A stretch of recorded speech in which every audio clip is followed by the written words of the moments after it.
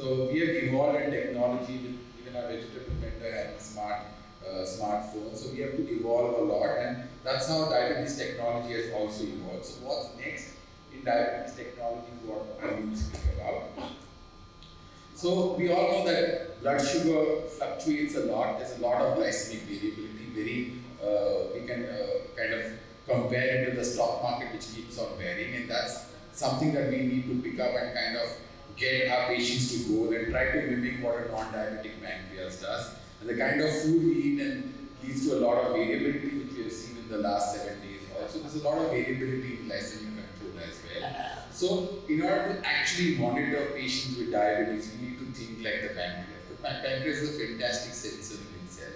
It senses the kind of food we eat, and before we can decide, the pancreas, the non-diabetic pancreas gives us the basal, bolus, everything. So, in order to monitor our patients also, we need to think like the pancreas, and something which thinks like the pancreas externally is a CGM. That's the continuous glucose monitoring system. Right now, what are the currently available glucose monitoring tests we have? We have the A1C and the SFBG. A1C, as we know, is not reliable as they reflect. It's kind of a memory test, reflects over 8 to 12 weeks. Maybe useful as a prognostic value, but on a day-to-day management, we can't use the HbA1c at all. The limitation of HbA1c, again, it's an average, tells us the glucose exposure, does not tell us the glycemic excursions or the glucose variability that we are really concerned about. So we all know that two patients with the same similar HbA1c could have a lot of glycemic excursions and glycemic variability, as you can see on the slide. Two patients having similar HbA1c have very rapid glycemic excursions in the person on top, and this is something which the A1C will never tell us a story. So A1C tells us the exposure or average or the mean, and CGMS tells us the variability or the swing of the glycemic excursions. So what is CGM? CGM is a new tool for optimizing diabetes management, and this is what a CGM will reveal. This is a finger prick for patients. One was done all pre-meal blood sugars and one at bedtime. If we just change the schedules based on this and not do a CGM, now when we overlap a CGM on this patient, we see the glycemic variability which is occurring. So if we just go by the finger prick test, we may not be able to kind of get an insight into what the patients are doing. And there's a lot of insight because over the last 7-8 years, we've been using a lot of CGM, a lot of patient behavior, a lot of patient insights one can get by doing a CGM, which the kind of information you cannot get by just doing a finger prick. So in order to get the complete picture, we need to use a CGM very often, and if we don't measure, we cannot improve. So what is CGM, the technology? We need to understand that in CGM, we are actually measuring interstitial fluid glucose, and there's a whole debate globally going around whether blood glucose is important or interstitial fluid glucose is important. All our organs are in the interstitial, so a period may come over a few decades that probably interstitial fluid glucose is more important than blood glucose. So interstitial fluid glucose is highly comparable to blood glucose because finally the interstitium is fed by capillaries, and there are basic sensor calibration which helps us to do it. The basic CGM has a sensor which kind of picks up the interstitial fluid glucose and it gets transmitted to the transmitter. And at the end of it, we kind of download the data. So today we have the iPro sensor which gives us a reading for 7 days. We have the flash glucose monitoring which gives us a 15-day period, a 14-day period. So at the end, we have 3 basic ways of monitoring blood sugars. We have the finger prick, we have the A1C and the continuous glucose monitoring.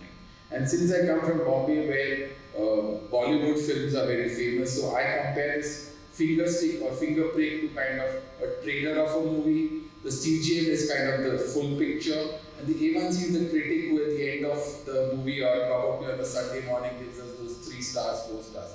So it's important that the trailer is also important, the whole movie is also important, the critic is also important. That's what motivates us to go and probably watch Tubelight tonight. So all these 3 things are complementary and they are not competing against each other. We need to use all these 3 to get our patients to goal. So what makes a good CGM candidate?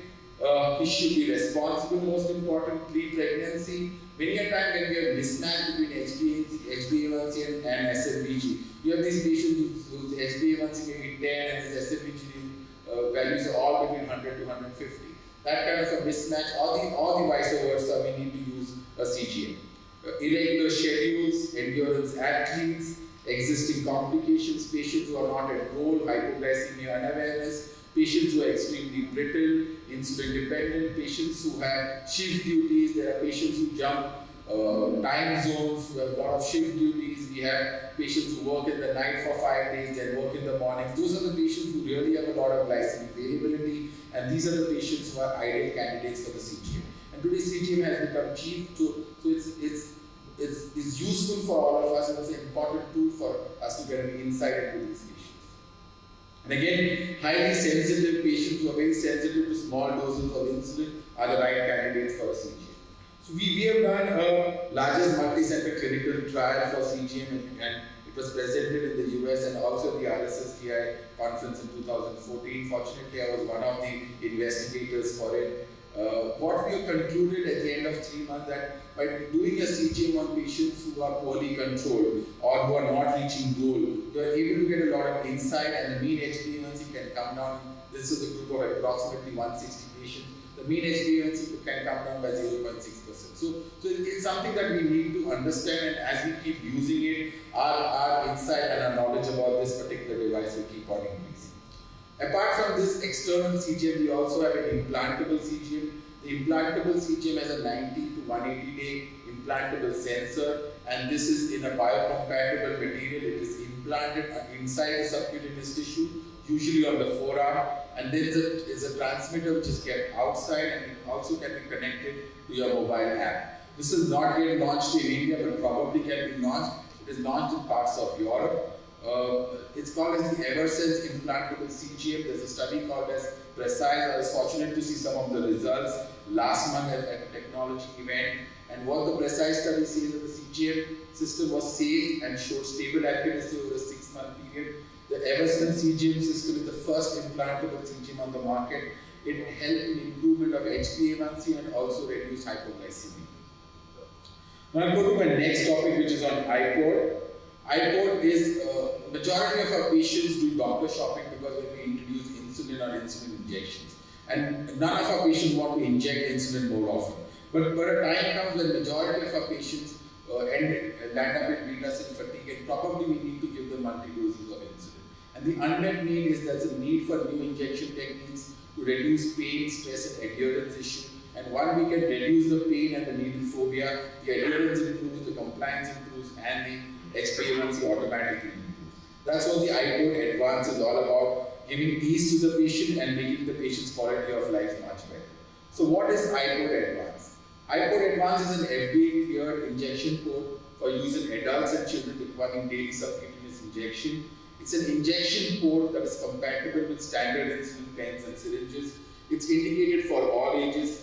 It's inserted with a disposable inserter and can be used for 3 days of use. You can inject up to 75 injections through the iPod Advance. It's FDA cleared for daily subcutaneous injections, and especially when patients on basal bolus therapy who are injecting 4 to 5 times a day, children or patients who have needle phobia or patients who have fear of insulin injections or of the needle prick, this is the right thing to be initiated on. It's practical, can be used for 72 hours and 75 injections, can be worn at home, while exercising, while sleeping, while dancing, while washing, everything.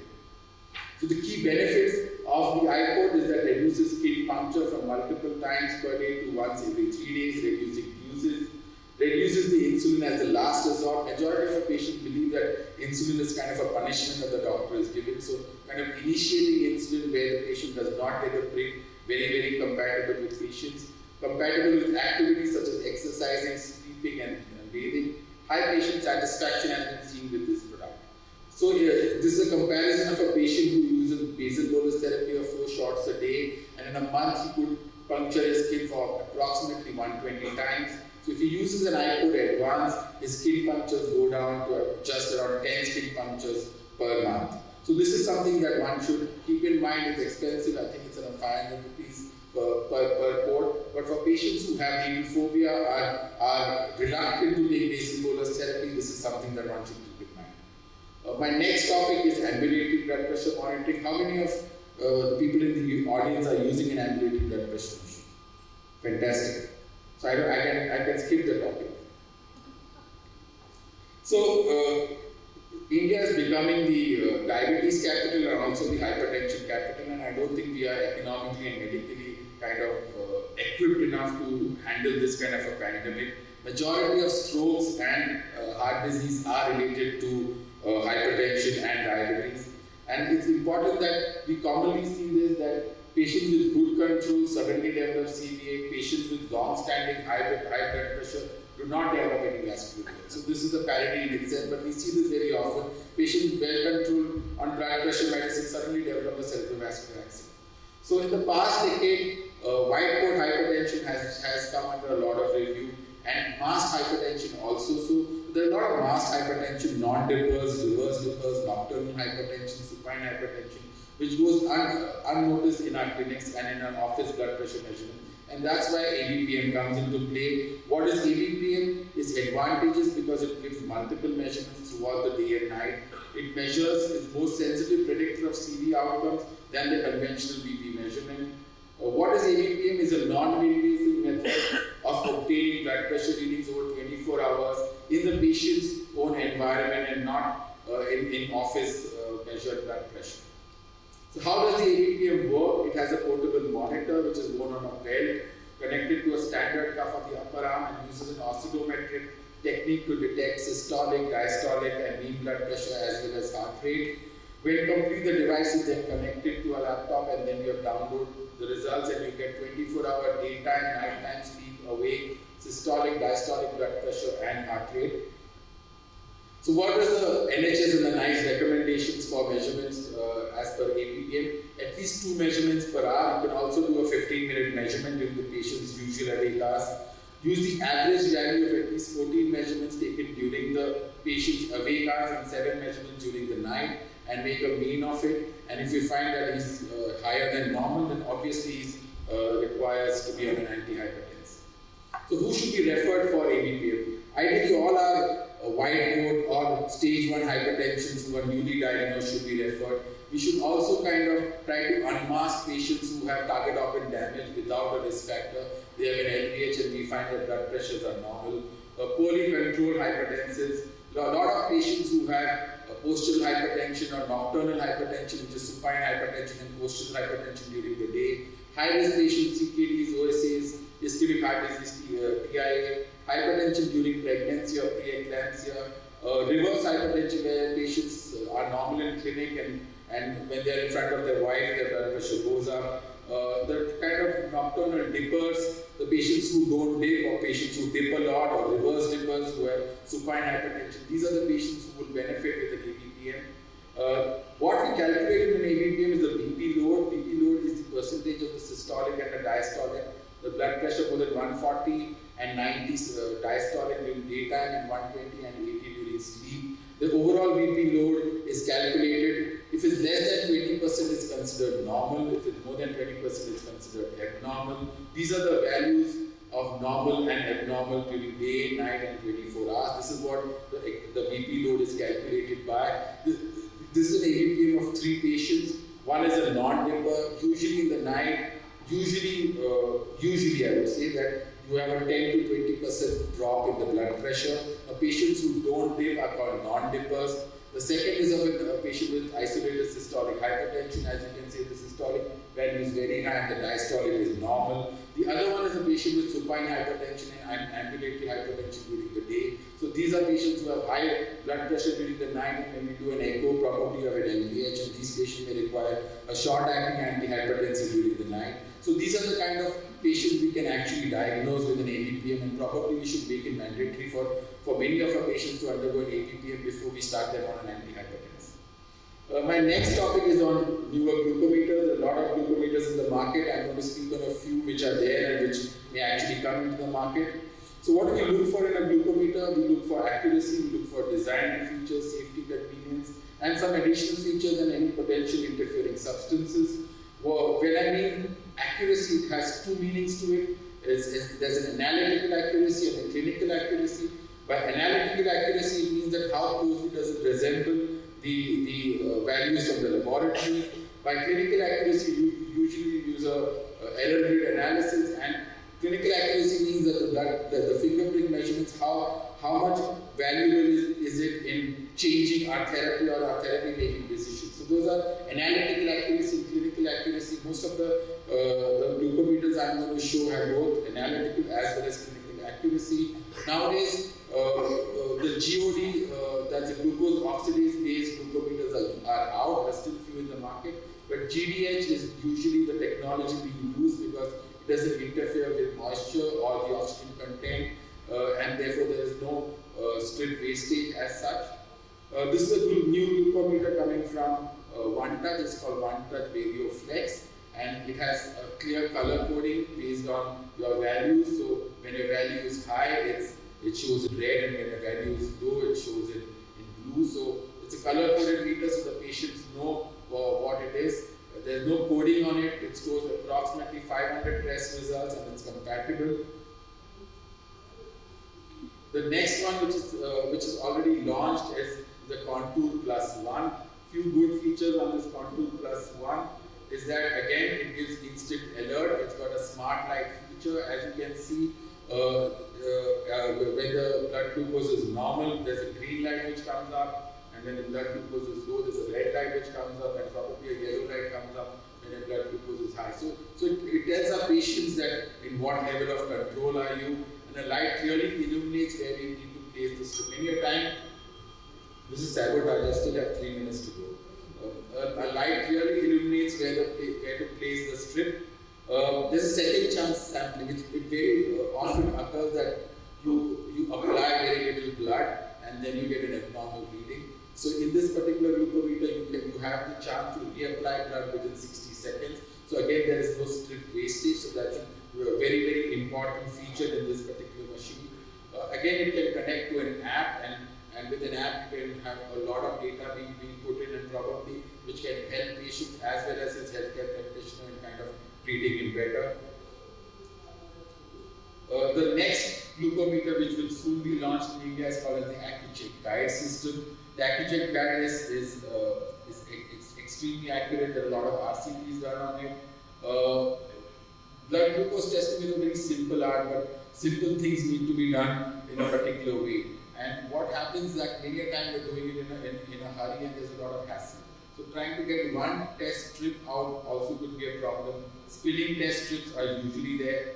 Missing many a time you prick, and the patient doesn't know where to apply the blood, because on that tiny strip he doesn't know where he should be apply the blood. So testing discreetly when it's too dark to see, again that's a feature. What happens in the night, we need to kind of put on the light. So these are things which are kind of removed in this AccuCheck advanced machine. There's ease of use because only one strip comes out of the container. The strip is very well marked on where one should be applying blood. Again, it has a backlit feature with which you can do it even in the night.